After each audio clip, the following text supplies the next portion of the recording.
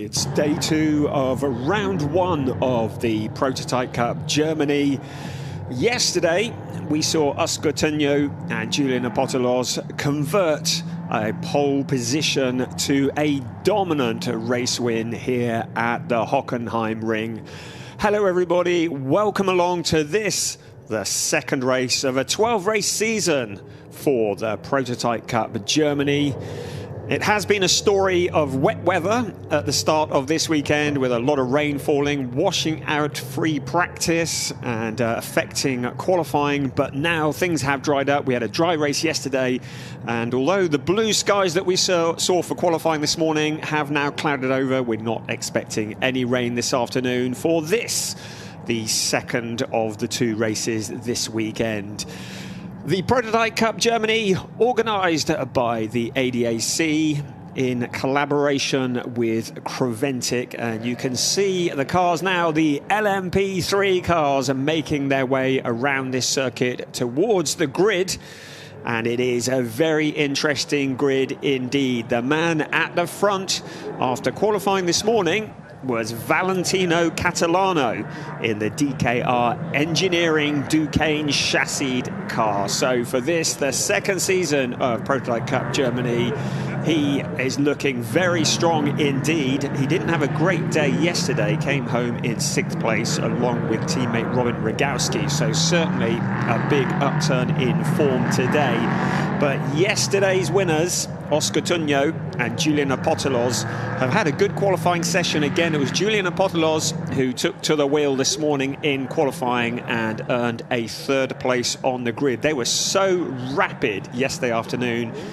The gap at one point was somewhere around 12 seconds, so a long way up the road. Will be interesting to see what they can do from 3rd place on the grid. Second home yesterday was Marcus Pommer and Gary Hauser. They converted a 3rd place start to a 2nd place finish.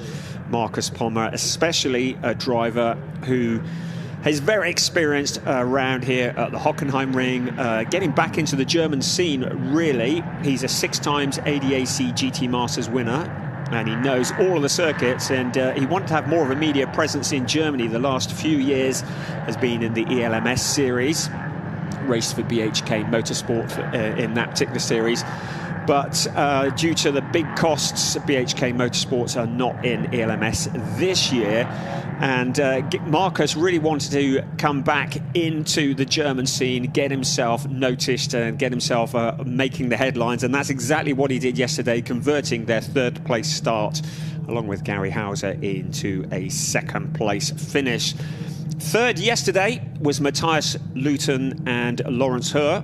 Matthias Luton, who is the current trophy champion, he won that last year, sealed that championship here at the Hockenheim ring at the end of the first ever season for the ADAC and Creventic Prototype Cup Germany series. It has been so good to welcome the LMP3 categories as regular showers in Germany.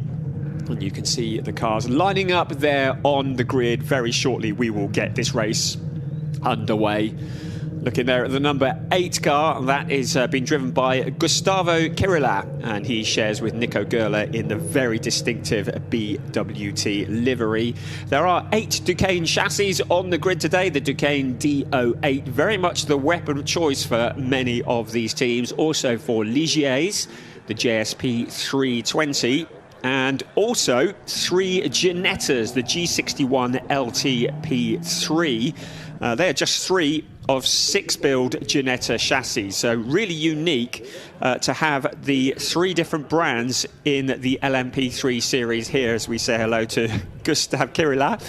But yesterday, not a great day for Ginetta. All 3 of their cars failing to make it to the finish. So there's been a bit of head scratching overnight, a bit of work done, and those cars have been rectified and hoping to go the distance today here in race 2 at the Hockenheim ring. We also had some penalties given out yesterday. 3 drivers had times added to their finishing times, and that reduced them back down the order. Marco Kasich and Jan Marszałkowski, they had 10 seconds added to their time for track limits issues. There was 15 seconds added to Elias Sperandio's time, and there was 5 seconds added to Martin Andersson's time. So Martin Andersson was relegated from 9th to 10th place. Elias Sperandio was relegated from 5th to 7th place. Marszałkowski and Kasich, they actually retained their 11th place despite the 10-second time penalty. There was also a drive-through penalty issued to one of our lady drivers on the grid, Gabriela Zilkova. So Gabby not having the most successful time in the number 5 car that you can see there. And Gabriela will be kicking off and taking the first stint in the driving seat. The number 5 car that finished 5th yesterday and starts 5th on the grid today will be looking to break the chain of number 5s and perhaps make it a 4, 3, 2 or 1. Gabriela Zilkova, who is sharing with Lucas Maron in the JVO Racing Duqueine D08. JVO, one of many new teams on the grid of Prototype Cup Germany. Obviously not new to German racing. Jörg van Orman, a legend in German motorsport. The JVO Racing team, though, decided that Prototype Cup Germany is a great place to stretch their legs this year. They are joined by ADAC Motorsport. There's another legendary name, Frank Aust, who has been in all sorts of GT racing categories over the years and now into the Prototype Cup Germany, amongst other series. And we are very, very excited to have ADAC Motorsport on the grid. It's Dino Steiner and Konstantin Skoll who drive the Ligier that is operated by ADAC Motorsport. Another legendary name, Franz Conrad, the Conrad Motorsport cars, and that is one of their Sebastian von Gartzen in the number 22 car. A very strong combination because he is teamed up with Maximilian Hacklander, and if it wasn't for the issues they had with the Ginetta, would have figured more prominently yesterday, but it was a non-finish for the 2 German drivers.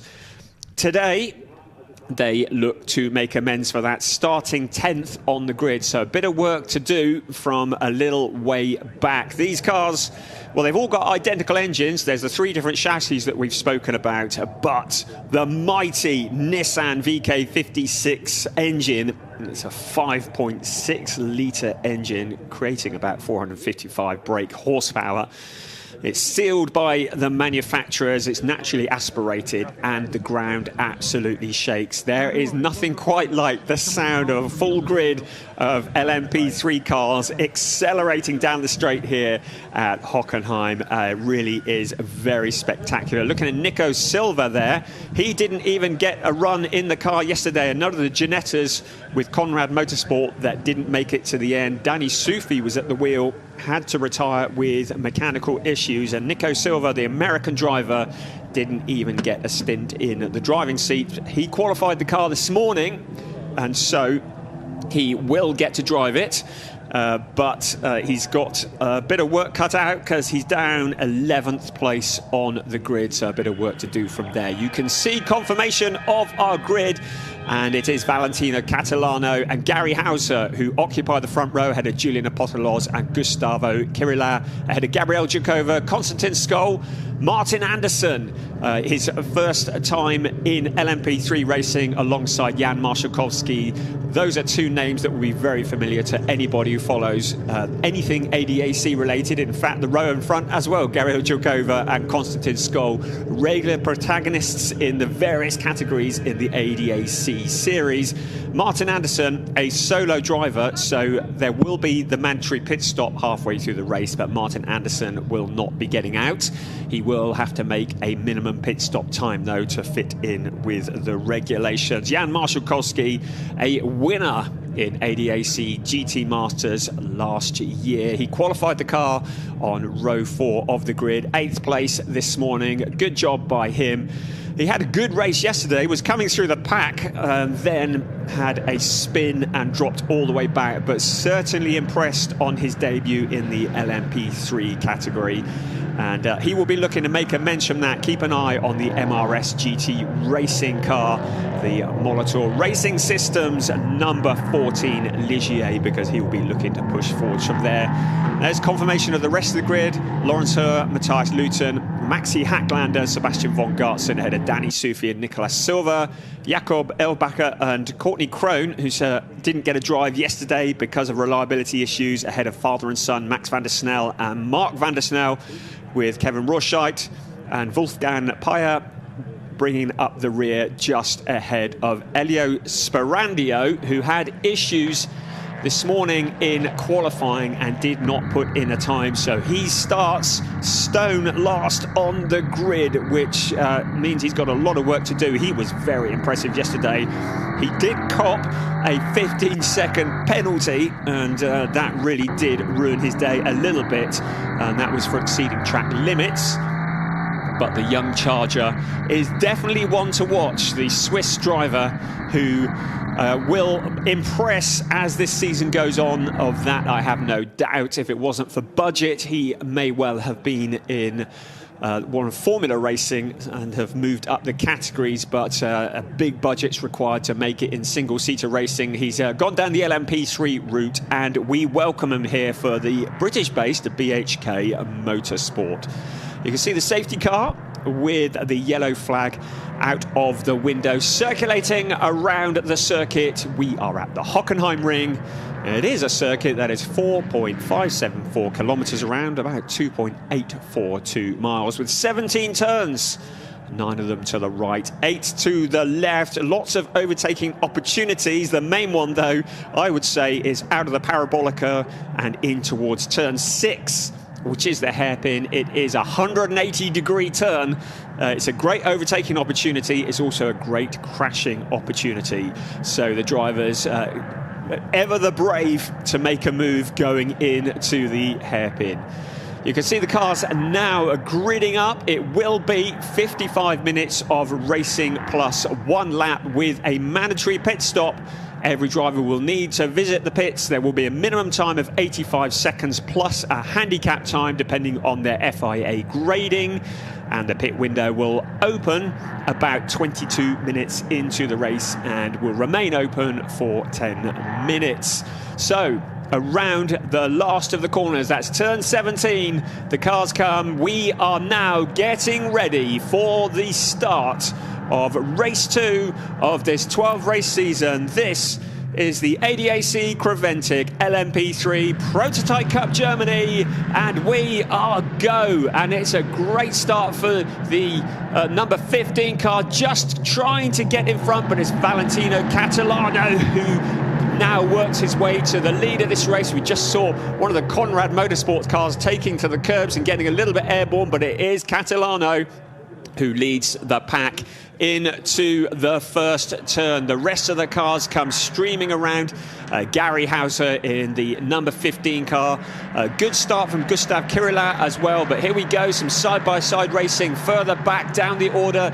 This is the Parabolica. It is a corner, but it is taken absolutely flat out, these LMP3 cars, generating loads of downforce, and then the heavy braking. Look at that, 4 abreast into the hairpin. Are they going to make it? No, they're not. It's Martin Anderson that's gone. One of the Conrad Motorsport cars has gone as well. It gets going, and it looks like, now who is that has spun? I think it might be Gabriel Jakova who has spun out on that corner.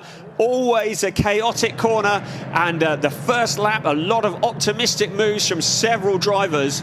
Martin Anderson, and it looks like Gabriel Jakova, who have not made it around that first corner. It looks like everybody has been able to rejoin, but a lively first lap, and there's going to be some work to do from further down in the pack.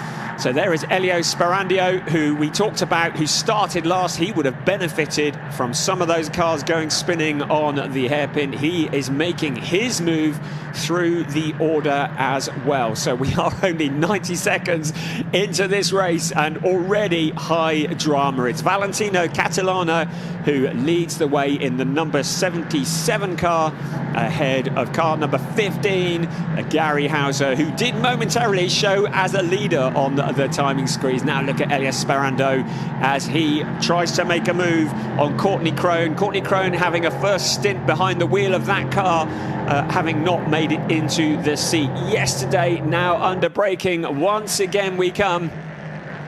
Martin Andersson rushing to join the back of that queue, following that spin, half spin at the start of the race. So the car's now heading along the parabolica towards the hairpin once again. And Elia Sperando doing a great job working through the traffic. Martin Andersson, the current TCR Germany champion, who is doing a great job getting used to LMP3 racing and is certainly getting to grips with it very well, makes the move past Courtney Crone in the Gebhardt Motorsport Ginetta. So there is Martin Andersson, currently showing in 10th place on our screens, and Martin Andersson will be looking to make progress from there. It was a very late entry for Andersson into the Prototype Cup Germany, and he has had to learn the ropes pretty quickly as he has got used to this series. We can see Gabriel Jokova coming through. There's a car that's run wide onto the dirt. It regathers it all up together again. That is Mark van der Snel, the father of Max, who is doing the first stint in this car, the More Motorsport by Reiter Ligier. A little moment onto the dirt, and he regathers it all up in 13th place and continues on his way, but now of course that's down to 14th place because of that moment. Looking at the timing screens, a driver who's had a very bad start was Julian Apotelos, and the championship leader, yesterday's winner, dropping down the order. We'll have another look at the moment because we're taking another look at the restart, and we're going to have a look to see what did happen to Julian Apotelos. Was he one of the cars that got caught up in that first lap spin? You can see the cars as they headed up towards the hairpin. Right, well, it is Gabriel Jokova who's up into 5th place. So I think it was the identical JVO racing car, not Gabriel Jokova, but Julian Apotelos, who was the car that spanned the two identical cars. And Julian Apotelos was the driver who got caught up in that incident, not Gabriel Jokova. So he is the one with all the work to do to fight his way back through the pack, and that is very significant indeed for the driver that won the race yesterday. So competing for positions past Courtney Crone, and behind them is the number 2 of Nico Silva. So a lot of work to be done from these drivers that got caught up early on in the incident at the start of this race. Courtney Crone, very much a baptism of fire for the racer from the USA. She's having to learn the ropes as the race is going on because she did not get a stint in the driving seat yesterday. So completing another lap, it's still Valentino Catalano who leads the way ahead of Gary Hauser.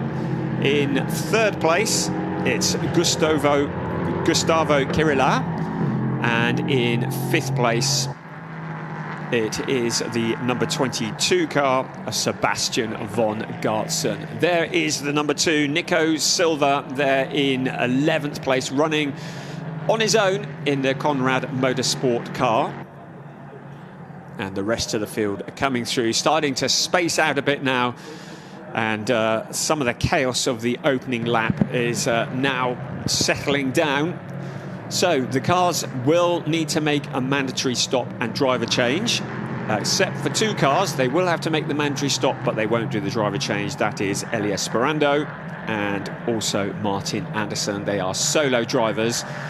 Each car needs to be stationary in the pits for a certain amount of time. In fact, it's from pit entry to pit exit, a minimum pit stop time of 85 seconds. There is then a handicap applied to the drivers depending on what category they are. We have drivers that are bronze, drivers that are silver, and a driver that is gold rated. That is the FIA categorizing of the drivers. And depending on the driver combination will depend on the handicap that is added to their pit stop time. The number 22 car, the Conrad Motorsports car, of Sebastian von Gartzen, continuing to circulate in 5th place. But it's Konstantin Skol, a driver that we have seen many times here at the Hockenheim ring. We've seen him in GT Masters. We see him here in LMP3, the Prototype Cup Germany, now challenging for that 5th place. So continuing along the track towards the hairpin in a moment. It's the flat out section, then the heavy braking, and not making a move at the moment. Just behind is Jan Marszałkowski, the driver who was very impressive yesterday, but for that spin running in 7th place. Certainly a good showing from him. Number 8 car, BWT Lechner. No, BWT Mucker Motorsport. I beg your pardon. So many BWT cars in these series. The Mucker Motorsport car with Gustavo Kirilla at the wheel in the 3rd place, and behind Jörg van Orman's car with Gabriel Jokova. Gabby, who was not the car involved in that first lap incident, in the identical liveried car to that of yesterday's winner. And that, of course, has Julian Apostolos at the wheel. We're going to keep an eye on the number 6 car, currently up to 10th place. Now, what kind of repair work can Julian Apostolos do after that earlier incident? We'll keep one eye on that. We'll keep another eye on this great battle between Gustavo Kirilla in the number 8 car and Gabriel Jokova in the number 5 car. Further back, there is the aforementioned Julian Apostolos along with Martin Andersson. They both got caught up in that first lap incident on the hairpin. It's Martin Andersson in the number 21 Mullner Motorsport Duquesne who leads that particular battle at the moment in 9th place. Apostolos will be looking to make amends for the first lap incident. Very much a championship favourite along with Oscar Tunyo. This year, his co-driver now moves to the inside. Heavy braking into the hairpin. Martin Andersson, well, I was going to say he wisely gave him space, but actually he powers it around the outside. And now the drag race around turn 7, which is taken flat out. And still, Apostolos are challenging hard. Soon they're going to come up into the turn 8. There it is. It's a sharp left-hand turn. And Martin Andersson holds on to that position. He has really taken to this series well. He was the TCR Germany champion from 2022, still the reigning champion in that, and has jumped across to something altogether different from his Honda Civic that he was driving on the circuits last year. You can see him really fighting. He went wide into the corner, but holds it all together. The back end just sliding slightly further back. There is a big challenge for 5th place. The 22 car of Sebastian von Gartzen. He has a queue of cars behind him, and they are all fighting to get past, none more so than Konstantin Skol in the Aust Motorsport Ligier. Behind Konstantin Skol is Jan Marszałkowski, and behind Marszałkowski is Elias Barandio. So lots of talent in that queue of cars, currently being led by Sebastian von Gartzen. We saw him last year in the Prototype Cup Germany, made a good account of himself, and very much the potent combination along with co-driver Maximilian Hacklander. Now Martin Andersson and Julian Apostolos going side by side once again, now this time in the same place. The best overtaking opportunity. Apostolos proves that is the case as he sails past Martin Andersson. Andersson, though, picking up a slipstream as they head around towards turn 7 and under-braking towards turn 8, but he's too far back to do anything about it. So Julian Apostolos moves up into 9th place in Jörg van Orman's Duquesne D08, relegating the 21 car of Martin Andersson. So the Danish driver doing well, and a fairly solid performance here, but the experience of Julian Apostolos behind the wheel of that LMP3 just coming out the better in that particular fight. Along the pit straight we come once again. Our focus is back on Sebastian von Gartzen as he holds on to that 5th place with Konstantin Skol behind him. Jan Marszałkowski and Elio Sperandio in the queue. Now you get the feeling this is going to change before too long, don't you? There's a good slipstream that has been picked up by the number 3 car, although he drops back a bit now, but it is absolutely full beans around the parabolica in towards the best overtaking spot, but they all look to be a little bit too far back to make a move. It looks like Marszałkowski was tempted by the gap on the inside, but decided that discretion was the better part of valor in this instance.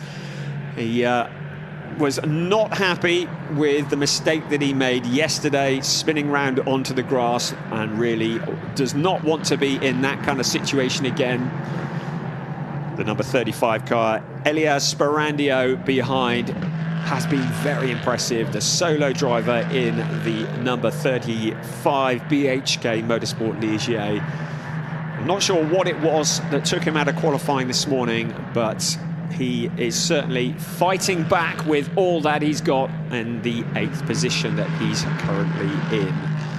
We have a little under 42 minutes of this race remaining, and there's a car that's peeling into the pits, and I have no indication of a drive-through penalty, but it looks as though there might have been something awarded. I don't think there's a mechanical issue, but Konstantin Skol peeling off into the pits and running slowly through the pits. So the number 3 car dropping out of the battle. We do have an investigation going on for the incident at turn 6, and I'm wondering whether he was given a penalty as a result of that. Anyway, he rejoins, but I've had no indication of what the issue might be for the number 3 car of Konstantin Skol. It's dropped in a long way down the order, though. Drive-through penalty for the ADAC Motorsport car, and suddenly he's all the way down the pack in 8th place, showing at the moment, as he comes out of the pits after that drive-through. So this battle, which did involve 4 cars, it's now down to 3 cars. It is still Sebastian von Gartzen with Jan Marszałkowski and Elio Sperandio queuing up behind. Now, without the pressure of the ADAC Motorsport car behind, Jan Marszałkowski will feel a little bit more liberated to perhaps challenge a bit harder the car in front, because there's less of a risk of losing more places. And at the moment, Sperandio is just a little bit too far back to make a move on Marszałkowski, so will be interesting to see whether he challenges Sebastian von Gartzen. So here we go, looking down at the circuit, and that is Martin Andersson that is going slowly there. And what is going on with the Martin Andersson car? Now, has he got a problem? It looks like he has. A 21 car circulating slowly around towards turn 17. Again, he has been given a track limit warning, but it does not look like he is up to pace at the moment. So I wonder if there is an issue for the Molnar Motorsport Duqueine D08 as he circulates around. We'll keep an eye on that one as well. There is Courtney Crone, the American driver, in 12th place. And a lot of traffic and a lot of fighting. This is Jan Marszałkowski now trying to make his challenge on Sebastian von Gartzen, but Sperandio has closed up as well. He has his eyes on Marszałkowski. He looks to the inside, then to the outside. So Marszałkowski, he did have an opportunity to perhaps make a move on Sebastian von Gartzen while there was space behind, but now with Sperandio behind, he is going to struggle to get past and not allow Sperandio through as well. So Marszałkowski is going to have to tread lightly and plan really well as Sebastian von Gartzen just locks a wheel up slightly, heading around turn 13 and 14. And now into the last couple of corners of the circuit, out of 17 onto the pit straight. This is a overtaking opportunity, not the best one, but it is an overtaking opportunity. I think Marszałkowski is too far back in this instant. Around turn 1 they go, They will have turns 2 and 3, and then maybe out onto the Parabolica is when Marszałkowski is going to try and make a move on Sebastian von Gartzen. So this is the challenge for 5th place. It has been raging for a while. We've lost Konstantin Skol out of the battle as a result of that drive-through. And now, here we go, out onto the very fast, flat-out Parabolica. It is turn 5, but it's not much of a turn. They take it flat. Now Marszałkowski to the outside, under braking. Is he going to try and go round the long way? Sperandio's there, ready to pounce as well. Marszałkowski ducks back to the inside. Now, a drag race out towards turn 7. Here they come, absolutely, foot to the floor. Then towards turn 8 in just a few moments. Marszałkowski has made it stick. Can he get it slowed down? Yes, he can. Jan Marszałkowski, a fantastic move up into 5th place. Brilliant driving from the German driver.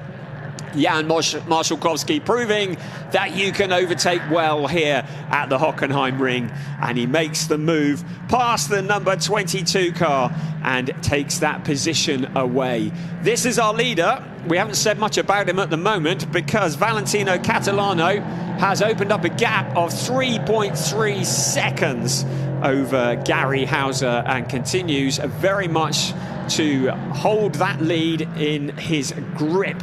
And nobody getting anywhere near him at the moment. Is Valentino Catalano looking to make up for yesterday's 6th place, which was disappointing for him, ahead of Gary Hauser, the Luxembourg driver for racing experience in the number 15 car, the Duqueine D08. Gary Hauser, who is sharing with Marcus Pommer. Marcus Pommer, a very useful driver, but he will be taking over the wheel of that car. You just saw them putting a lap on Wolfgang Peyer, who is teamed up with Kevin Roscheit in the Racing Experience Duqueine, the number 12 car, currently in 13th place.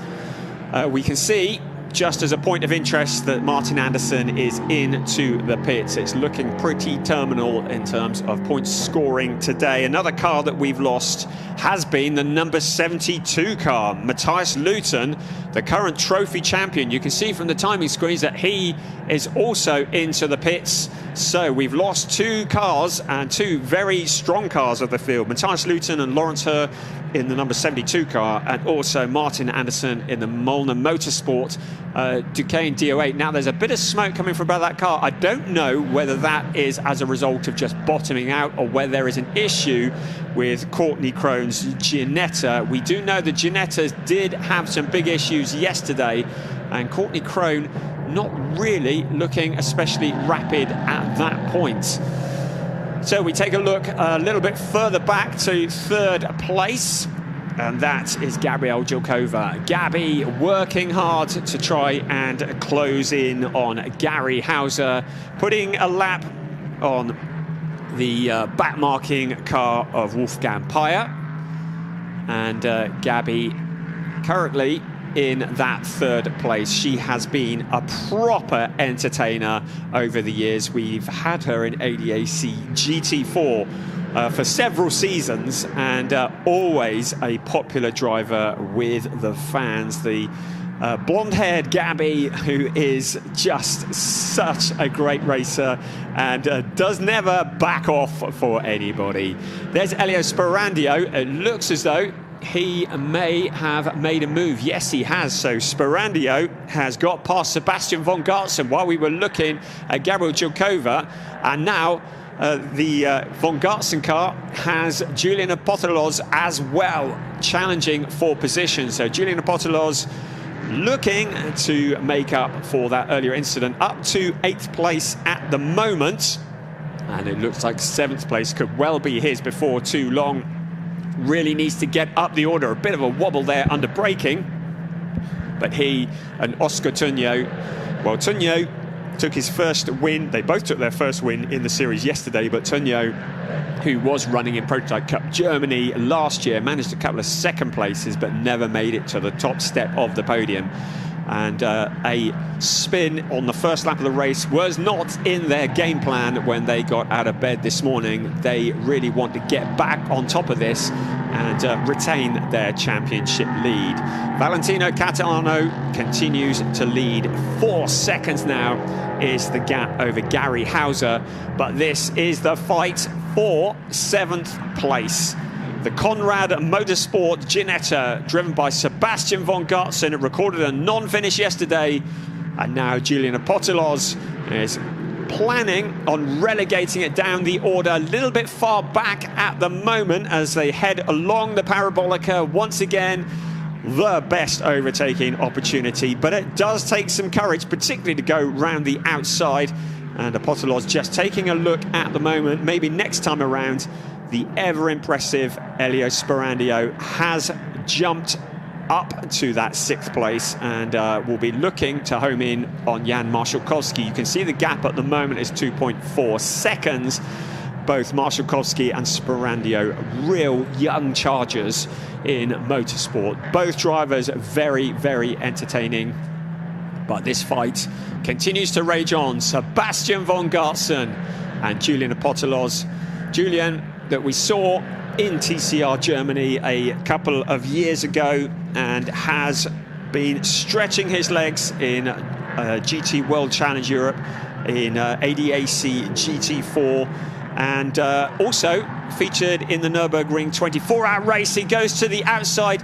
The cars are peeling into the pits because the pit window has just opened, and the 22 car going for an early pit stop. So it is Sebastian von Gartzen who jumps into the pits, and also the number 8 car, Gustav Kurila, is in as well.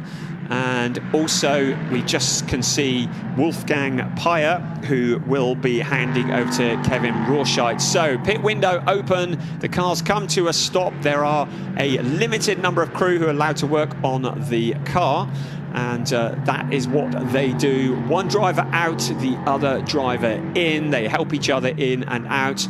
Different builds of driver. I'm loving the guy straddling the bonnet of that number 22 car. Bit of a car wash while they're at it. It's not for vanity reasons, it's so they can see out of that windscreen. A lot of dead flies and goodness knows what else. Blocking the driver's view, checking the tyre pressures. All is good. So von Gartzen is out of the car, and it's Maximilian Hacklander who jumps in. And Hacklander, a very experienced pilot. You can see behind that it's also Mark van der Snel. They've gone early in the pit window, handing over to Max van der Snel. I don't think I've been rude in saying that Max is probably the quicker of the two, father and son team, and I think they wanted to get Max in the seat as soon as possible to make up places. Our leader, Valentino Catalano, my prediction is that he will stay out till quite late in the window, and before he hands over to Robin Rogowski. I'll probably very wrong on that one, but it would seem to me to make sense to keep him out as long as possible. Wolfgang Peyer has given way to Kevin Rorscheit, so they are a bronze driver combination, both bronze categories, and it means that they get to have a shorter pit stop. They do not take a pit lane penalty as a result of their driver grading. Max Hacklander rejoining the track at the moment, a little way down the order, showing in 10th place. But of course, we've still got a number of cars that are yet to peel off into the pits for their mandatory stop. Every car must stop. They are not allowed tyre changing unless there's a puncture or unless it starts raining. Tyre changes are not allowed in this category. So we continue with Catalano leading the way of this race in the DKR Engineering Duquesne. There is the number 5 car. It's Gabrielle Gilkova, who will be handing over to Lucas Maron in just a few moments before the pit window closes. And the number 5 car running in that 3rd place at the moment. Again, a driver that you would suggest would want to stay out till quite late in the pit window. Courtney Crone, her weekend is now done as she hands over to Jakob Erlbacher, the driver who is fairly local to this Hockenheim ring. He jumps into the car, the Austrian driver.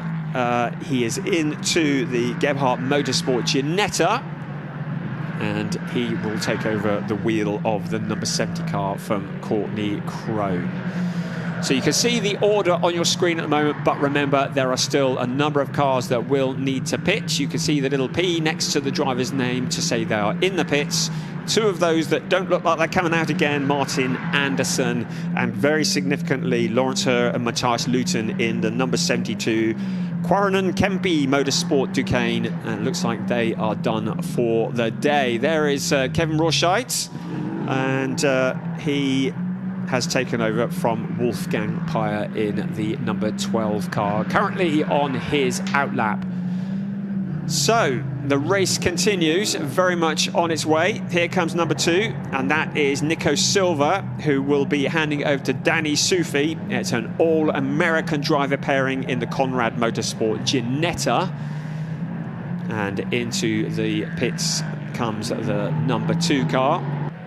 So the 2 Silva drivers mean that they have an additional 20 seconds on top of their 85-second pit stop, because they are both experienced drivers. A great view from inside that car, and you get to see just quite what the inside of an LMP3 car looks like. Right, who's this into the pits now? It's one of the JVO cars, and into the pit lane, keeping to the speed limit of 60 kilometers an hour.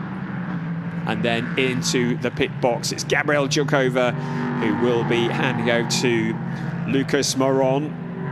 Out of the car she gets, hurl the seat insert across the pit lane, and now Lucas Moron ready, seat in hand, getting ready to jump in. Not quite as panicky as in some pit stops because of the minimum pit stop time. 2 Silva drivers, meaning 20 seconds added to the pit stop time. The minimum pit stop time. So our screens are saying Robin Rogowski in the number 77 car, and so he is the teammate of Valentino Catalano. We didn't see him come into the pits, so I think we might be a little bit optimistic putting that name up there at the moment. I think, if I might be wrong, I normally am, that it's Valentino Catalano who still is at the wheel of the number 77 car, but we will confirm that in a few moments. That is Gary Hauser in the number 15 car, who peels off into the pits, ready to hand over to Marcus Pommer, and there is our race leader, Valentino Catalano / Robin Rogowski. Now into the pits comes the 77 car. No, out of the pits comes the 77 car, and it is going to be Robin Rogowski at the lead of that race once it is taken over from Valentino Catalano. Confused? Yes, I know, so am I. Marcus Pommer is into the number 15 car. I think some of the graphics might have been a bit optimistic today. There is that number 15 car, the Racing Experience Duquesne Do 8. Gary Hauser giving way to Marcus Pommer. Once again, the mechanic straddles the car to clean the window and make sure that the driver has a good view once they come out of the pits. There is the number 77 car in the distance. So the cars are all fairly well spaced out on the circuit at the moment. There don't appear to be any side-by-side battles going on at this point, but that may well change before too long. And there is the 77 car once again continuing on its way. Marcus Pommer in the Racing Experience Duquesne at the wheel. Here is the 77 car coming round now. The 77 car is around turn 16, turn 17, and out onto the pit straight. A big moment now, cuts back into the pits. So here comes Valentino Catalano.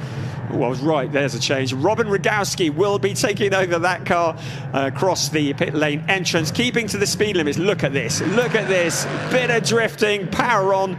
Was that a last-minute decision to come into the pits?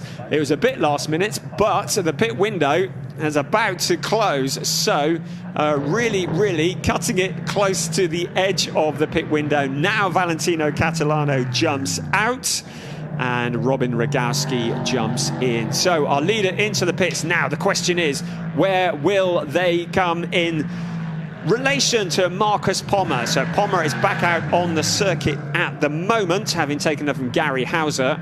The wash and blow dry is given to the DKR Engineering Duquesne.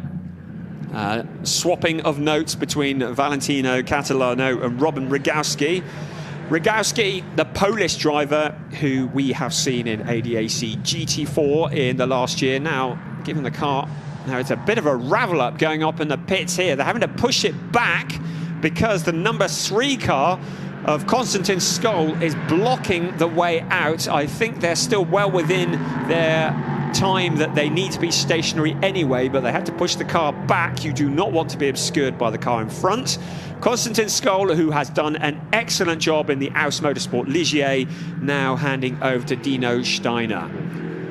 So at the moment, the car that has led the way is into the pits. Where will they come out in relation to Marcus Pommer in the Racing Experience Duquesne, the number 15 car? You can see the 1, 2, 3 in the pits at the moment, and then we will see where they emerge in relation to car 15. Now 15 at the moment running along the pit straight and out past the pit exit, and the 77 car is showing as ahead. So it looks as though Robin Rogowski has managed to get out of the pits ahead of Marcus Pommer when he came round, and will retain that lead. The car 14, which was driven by Jan Marszałkowski, is now in the hands of Marko Kasik for MRS GT Racing.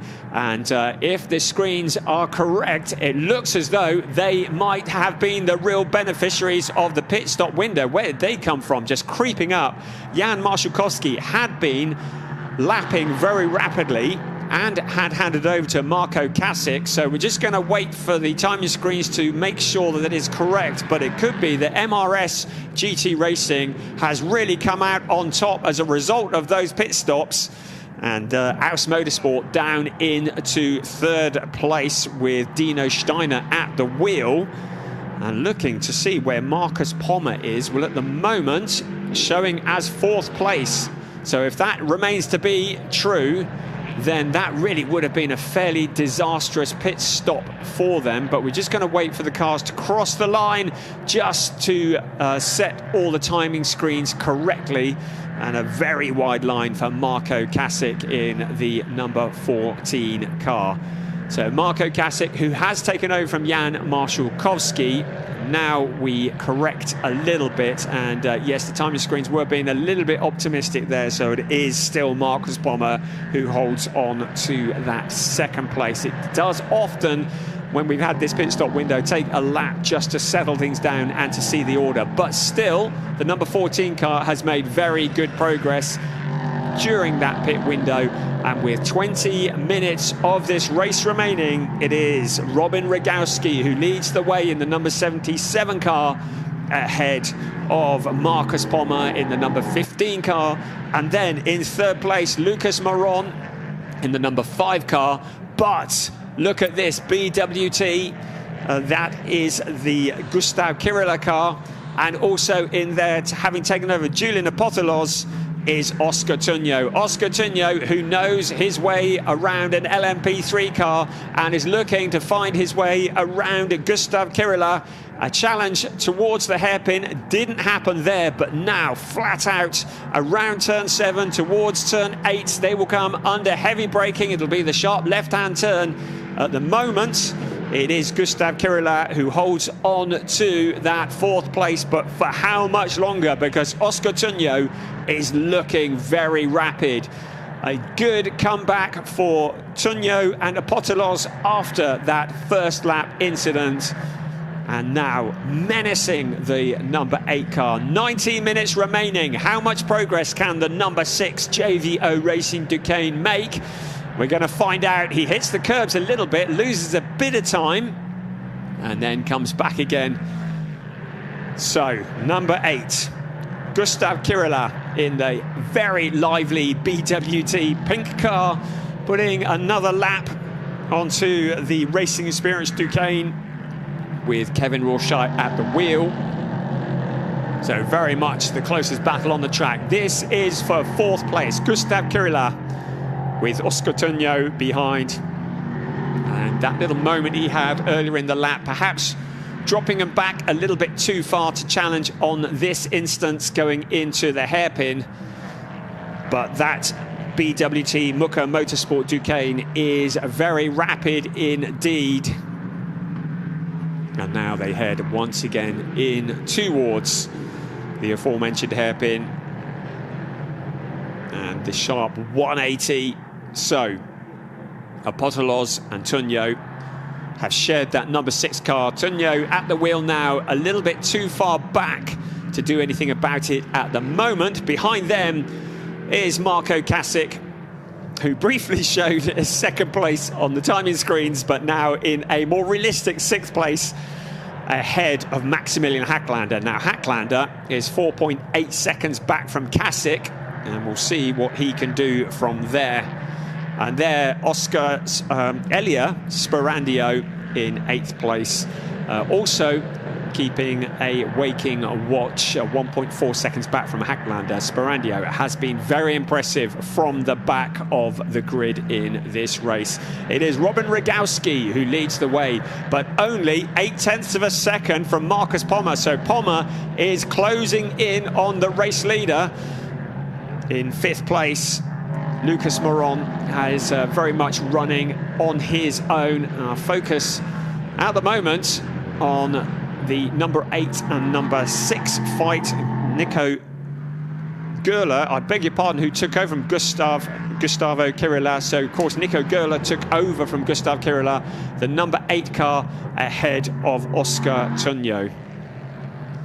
So the driver change did happen, of course, in the number 8 car, and it is Nico Gerler. There is Elias Sperandio, who continues his march forwards. Into the pits is Danny Sufi, who took over from Nico Silva. So that is not a scheduled pit stop. We've given a last warning to Jakob Erlbacher in the number 70 car for track limits. That's been issued by our race stewards. And there is the number 70 car that was issued that track limits warning. So any more exceeding of track limits, and that car may well get a drive-through penalty. There is Nico Gerler in the number 8 car with Oscar Tunjo behind. Now Nico Gerler, who came through ADAC Formula 4, a very useful driver, but Oscar Tunjo is more experienced in LMP3 racing, and he's putting that to good use now. Out of turn 17, along the pit straight they come. Nico Gerler currently in 4th place. Oscar Tunjo tracking him under braking into turn 1. He picks up a bit of a slipstream. These cars all about downforce. And now into the hairpin, and he makes it stick. Oscar Tunjo, Nico Gerler not really putting up too much of a fight there. In fact, that wasn't a hairpin, that was turn 3. So now we head up towards the hairpin, flat out along the parabolica. Nico Gerler, is he going to make a move back? Well, he has a little look, but Oscar Tunjo has him well covered off. And now that sharp right-hand turn, and then flat out around towards turn 7. And it is Oscar Tunjo who has taken over the 4th place from Nico Gerler. So 4th place. That's pretty good going, considering the issues that Julian Apostolos had at the start of this race. Number 22 car, with Max Hacklander at the wheel, works his way through the traffic, once again putting a lap on the Racing Experience Duqueine. But Elio Sperandio, 1.6 seconds back, so not really managing to close. But we are keeping one eye on the lead battle. Just Robin Rogowski is now just half a second ahead of Marcus Pommer. So we've got one eye on that as we look at Elio Sperandio just locking up into the corner as he works his way past the number 12 car. So Elio Sperandio is just continuing to push and push, but not really making any inroads into Maximilian Hacklander at the moment. I hope we're going to see the leaders in a bit, because it looks like there may be a challenge for the lead before too long. Robin Rogowski and Marcus Pommer. Well, Pommer is a massively experienced driver, as already mentioned, a 6 times winner in GT Masters. This is not that particular battle that we're looking at. This is, again, the number 12 back-marking car being driven by Kevin Rorschach,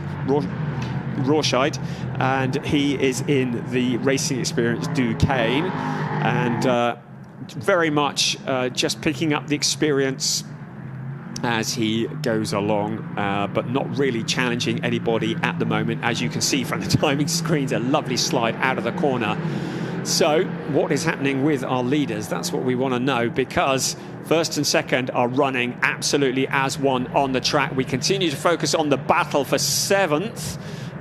Well, make that Elio Sperandio in 8th, and he hasn't caught up with... yes, he has. That is Marco Kasich. So the number 14 car, Marco Kasich, suddenly coming under pressure, and Elio Sperandio working his way forwards, and has caught up with Marco Kasich. And I wonder if Kasich had a bit of an issue, because suddenly Sperandio is there and closing in. So Elio Sperandio continuing to challenge the number 14 car with just 12 minutes remaining. He looks to the inside.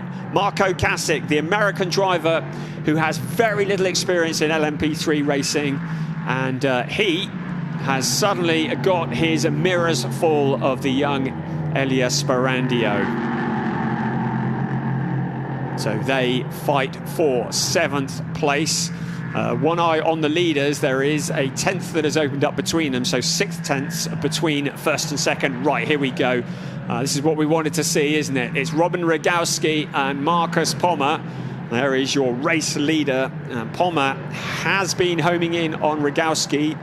It's fair to say that Pommer is a vastly more experienced driver of the two, and looking to raise his profile in Germany. Well, he's doing that at the moment. The number 15 car finished 2nd yesterday, and a win today would put them very firmly at the top of the points, wouldn't it? At the moment, Robin Rogowski holding on to that lead. It was 0.684 last time around. Let's see where it is as they cross the timing beam this time. And it looks as though he's actually opened it up a bit. So Robin Rogowski, that's great driving from him. You've got to get up pretty early in the morning to outfox Marcus Pommer, but that's what he is doing at the moment. In 3rd place, it continues to be Lucas Moron. And now that challenge, Elio Sperandio finds a route past Marco Kasich, relegating the number 14 car down to 8th place.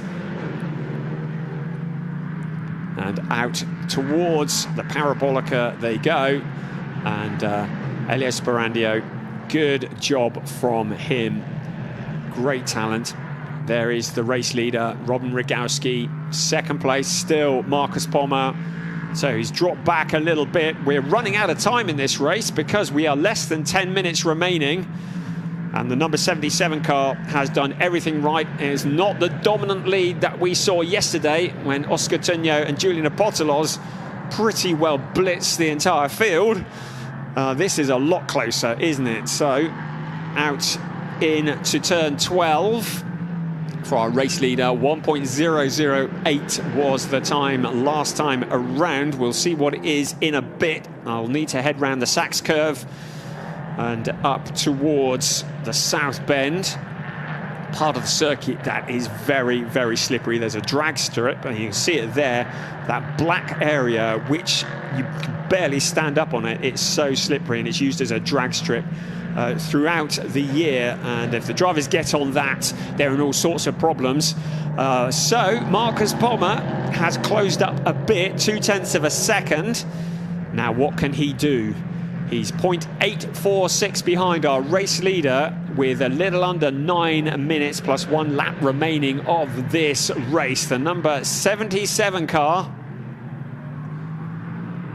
still leading the way from the number 15 car, some 11 and a half seconds back is Lucas Maron, and the other of the JVO cars in 4th place, some 1.7 seconds behind, with Oscar Tunyo at the wheel, and he might have something to say about 3rd place yet, but the lead is far from certain. Marcus Pommer now looking very threatening indeed, as Robin Rogowski has his mirrors full of racing experience. Duquesne D008. It is Duquesne versus Duquesne. That is just 2 of the 8 Duquesnes in this race, and they are fighting for the lead. 27 laps and 27 and a half laps in the book, and now the pressure is on for the race lead. 0.846 was the gap last time around. We're coming round into the latter stages of this lap, and we will see whether Pommer has closed it in. By my reckoning, that looks closer than 0.846.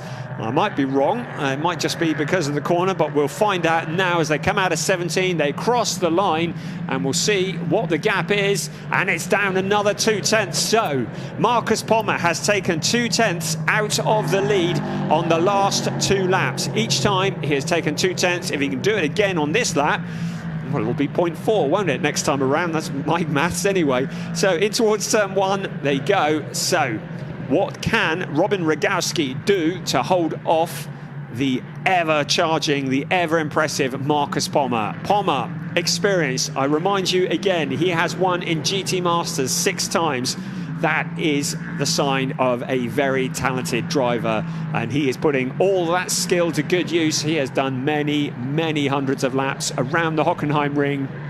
He knows all the tricks around here, and now he's going to have to pull on all of his experience to see if he can find a route past the DKR Engineering Duquesne that is in front of him.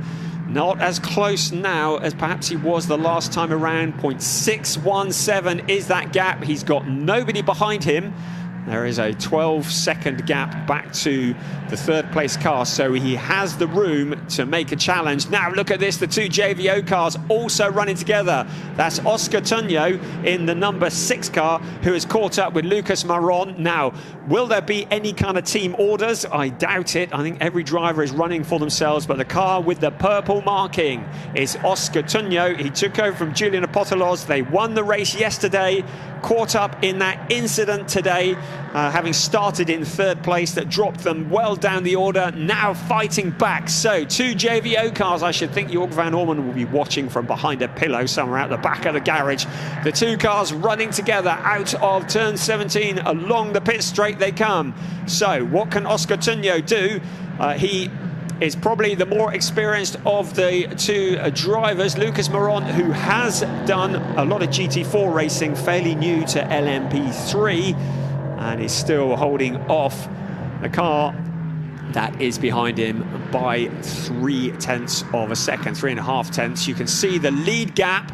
Well, it opened up by 1/10, so it is very much the piano accordion effect, as they call it, for 1st and 2nd. But you get the feeling that Pommer is there or thereabouts. Any kind of mistake whatsoever from Robin Rogowski, and that lead is going to change. But at the moment, Rogowski, he's doing everything right. He needs to be careful of the white lines, of the curbing, because one little mistake, Marcus Pommer will not take much invitation to strike, and he will be through and into the lead of the race. But at the moment, well, Robin Rogowski is not putting a foot wrong, and now the JVO cars continue to fight. Tunyo putting the pressure on. Now, of course, the first rule is don't take each other out. Tunyo and Maron running together very much as one. The 2 JVO cars fighting for the last of the podium positions, but time is starting to run out. We have a little over 4 minutes of this race remaining, and Lucas Maron taking a very wide line into the corner. And now a look at the lead. Marcus Pommer, he has a little look on the inside of the 77 cars. They head into turn 1. And there's the JVO cars coming out of turn 17. So we've got 2 really close battles going on, both of them relating to the podium, one of them relating to the race win. This is exciting stuff. It's race 2 of a 12-race season for the Prototype Cup Germany. There is your first place car, the orange, blue and black car that is being driven by Robin Rogowski for DKR Engineering. In second place, the black and red Racing Experience Duqueine with Marcus Pommer at the wheel. Looking hungry now with 3.5 minutes plus 1 lap remaining of this race. He closes in 0.3 of a second. Is the gap between first and second. 0.4 is the gap between third and fourth. Which one should we watch? Well, this one at the moment, because Oscar Tunyo now pulls alongside Robin Rogowski. It's a drag race. Rogowski has the legs at the moment, but still he holds on. The lead has changed. Whilst we were looking at that, the lead has changed. It's Marcus Pommer who takes over from Robin Rogowski. We knew that this could so easily happen. And there's also a change further back. It looks like Oscar Tunyo has also got past Lucas Moron. So the two positions changing pretty well simultaneously. We didn't know which one to look at. And it is a new leader of this race. It is Marcus Pommer, along with Gary Hauser, who lead the way in the Racing Experience Duqueine with 2.5 minutes remaining. And I would suggest that Rogowski really does not have anything in his pocket that he can offer back to Marcus Pommer. So apart from a mechanical failure or mistake, it's looking pretty solid for the number 15 car. We've also got that change that we saw further back. Oscar Tunyo finding a route past the fellow JVO Racing Duqueine being driven by Lucas Moron. So the 1, 2, 3, 4, it all changed in the closing stages, didn't it? The number 8 car, Nico Gerler, a little way back, and then it is Maximilian Hacklander, who's found his way up to 6th place ahead of the Elio Sperandio car, Elia Sperandio, to get the pronunciation right, in the number 35 car. And behind him is Marco Kasich, who took over from Jan Marszałkowski. At the Hockenheim ring, there is just 90 seconds plus 1 lap remaining for the number 15 of Marcus Pommer. And he has really left Robin Rogowski in his wake, hasn't he, as he's pulled away. Look at the gap that he's opened up in that 1 lap. Really very rapid indeed. He picked his time to perfection and took over the lead. That car started second on the grid in the hands of Gary Hauser, and when Marcus Pommer took over, we knew it was going to be trouble as he comes out. Now that 0.9 of a second that it was last time they crossed the timing beam, well, that's going to be significantly increased now, and it is a 2.2 seconds. So Pommer utterly stamping his authority on this race in the final minute of timed racing. And then we will be into the +1 lap. So Pommer very much in a comfortable position. He's done all that he needed to do, having taken over the wheel of that car from Gary Hauser. The Racing Experience Duqueine do 8, looking mighty. We're always going to be championship favourites coming into this season, and very much stamping their authority. And with the second place from yesterday, that is going to be pretty dominant in terms of championship standings. We're looking at the Danny Sufi car. So he was into the pits earlier. Looks like whatever it was has been sorted and being tracked by Jakob Erlbacher in the number 70 car as well. The clock has struck 0, so our race leader is currently out around turn 12. So we'll cross the line once more, and then it will be the additional lap that is left for our race leader, Marcus Pommer. We continue to look at the fight for 4th place. That is the number 5 car in the hands of Lucas Moron, and certainly I'd say that Nico Gerler hasn't given up on taking that position away. Right, here we go, the final lap of the race, and it is Marcus Pommer who leads the 77 car of Robin Rogowski in this closing stages. In 3rd place, Oscar Tunyo, a great comeback after a troubled start to the race there. Here's a fight, Pommer, Tunyo, Apostolos.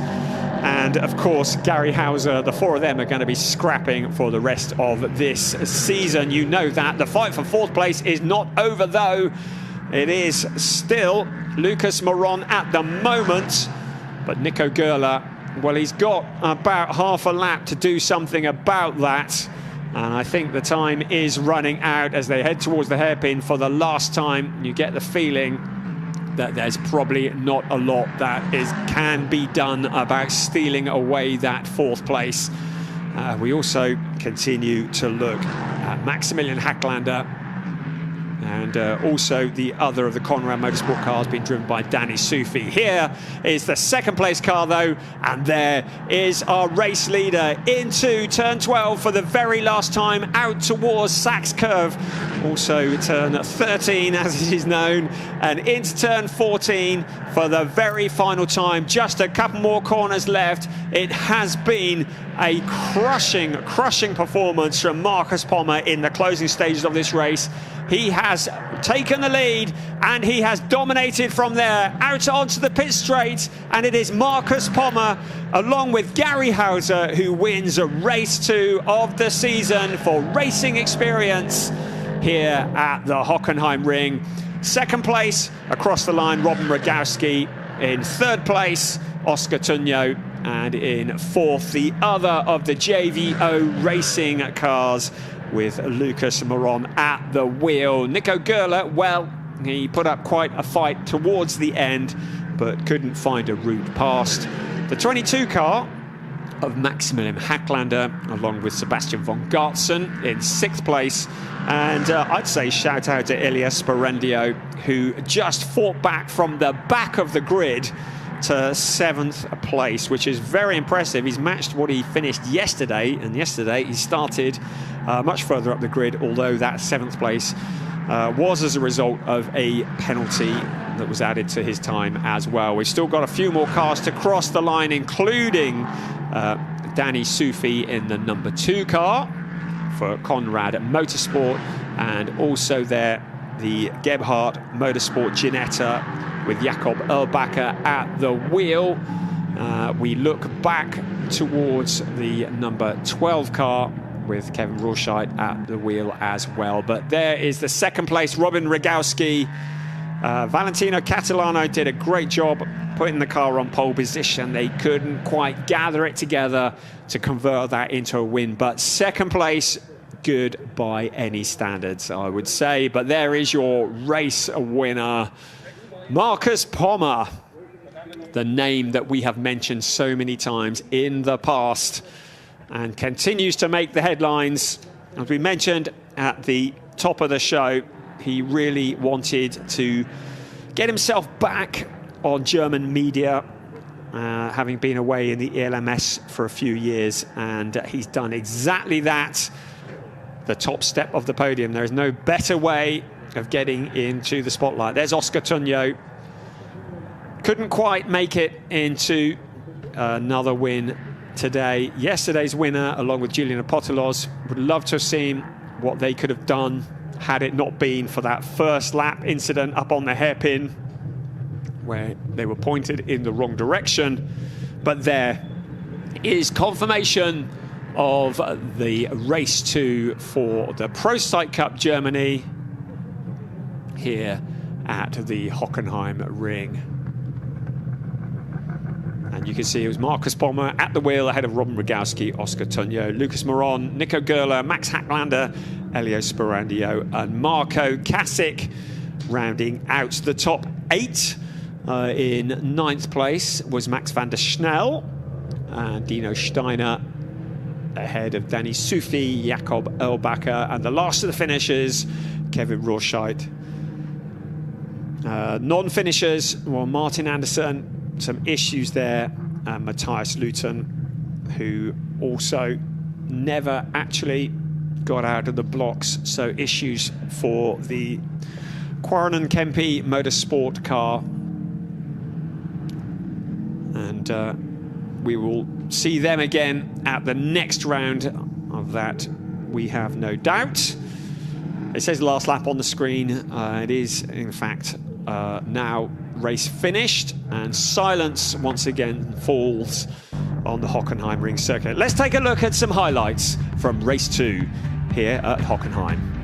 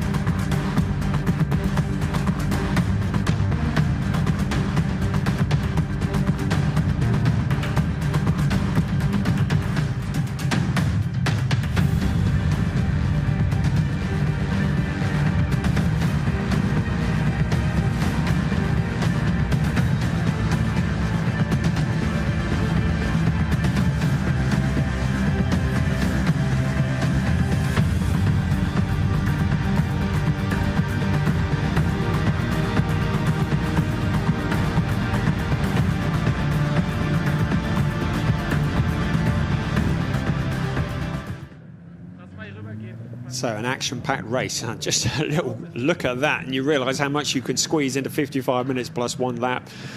What a lovely view of the Rhine Valley near Hockenheim in Baden-Württemberg. And this legendary circuit, you look over to the left, you can almost see the old circuit. That's it from us. We'll see you at Oschersleben on the 26th to the 28th of May.